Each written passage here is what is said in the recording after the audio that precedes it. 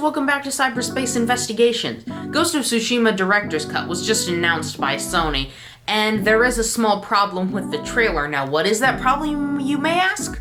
Well, it's the pricing. As many of you will already know, Sony and a lot of third-party publishers have been leaning towards $70 purchasing prices for next-gen games, and now my opinion on this is it's completely unwarranted, as a lot of the games Sony has been putting out already have been shorter than a lot of PS4 games they've been putting out, therefore not worth the $70 price tag in the slightest, and probably still worth $60 or heck even less in some cases, like Miles Morales actually still being $50, and then the DLC being $20, but with Ghost of Tsushima, this is a one-year-old $60 PS4 game, and so the announcement of a director's cut this soon is kind of surprising to me, especially because usually you would just have a DLC drop and that would be that.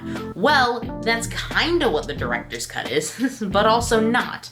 So, for the director's cut, there is a DLC expansion, which gives a new island, new story, some new horse modifications, all that sort of stuff. It seems pretty solid, and it would be a nice addition to the game.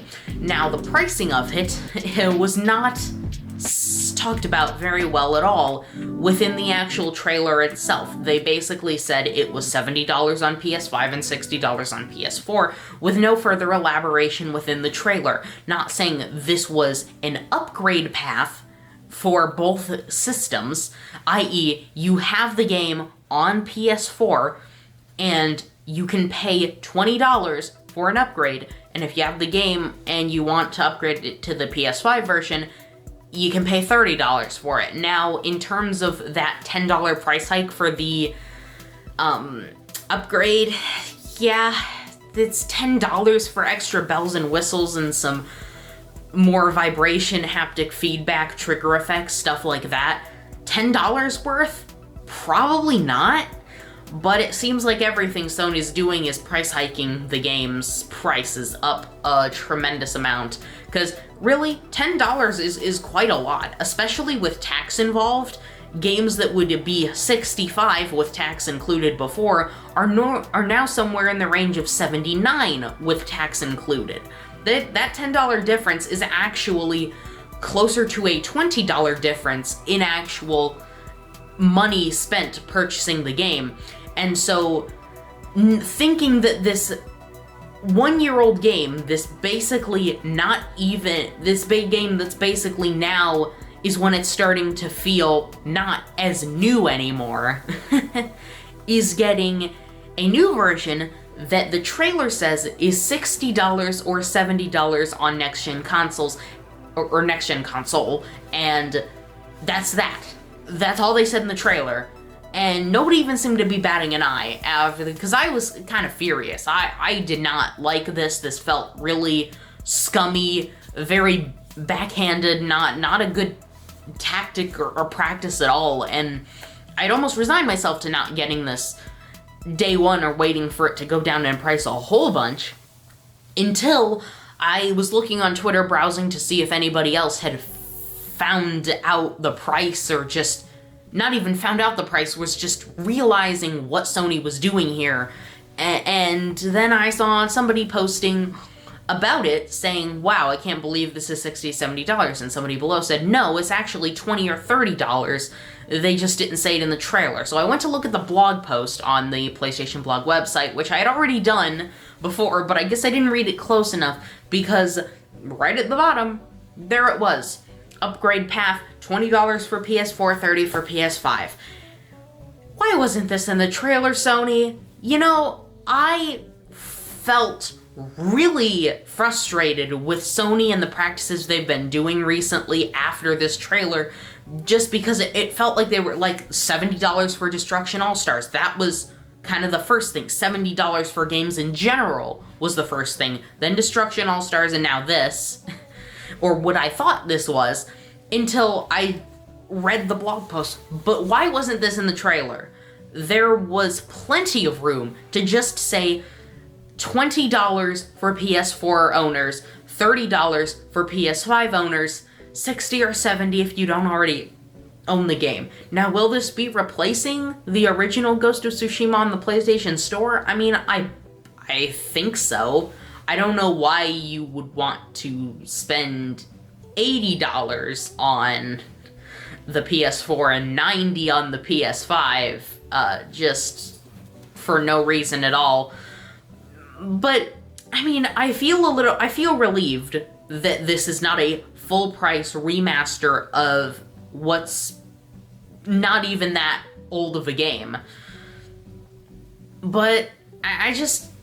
Could they have thought... Did they think this was not important information? Was it just something they didn't think was needed? What crossed the minds of the people making this trailer when they thought, let's exclude the information that this isn't actually a $60, $70 purchase for both consoles?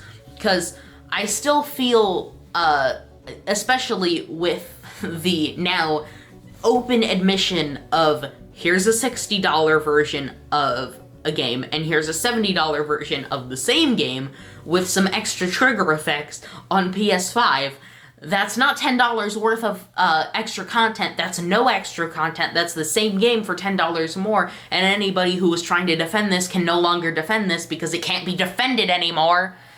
What a mess.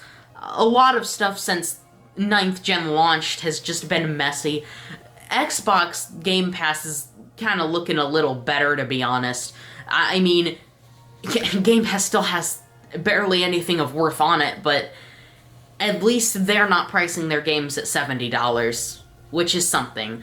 But, to be honest, Microsoft still hasn't made very good games in a long time, so it'll just wait to be seen. Because again, that's what you want, right? Competition.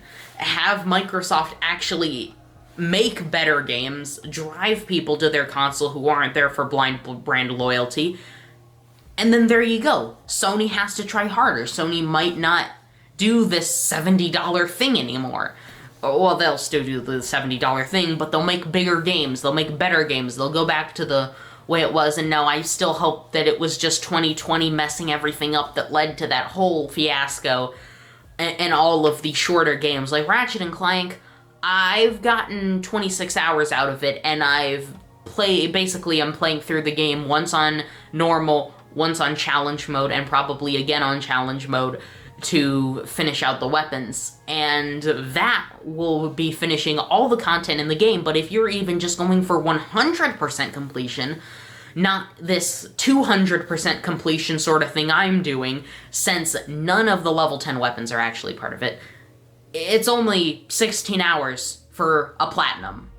And so a lot of these DLCs, Miles Morales, Ratchet & Clank, and probably this Ghost of Tsushima expansion, are all in the realm of almost, like, I think there was more to do in Ratchet 2016 than Rift Apart, unfortunately.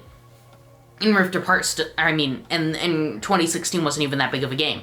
And Miles Morales, I barely got 7 hours out of that, 100%ing everything except the trophies.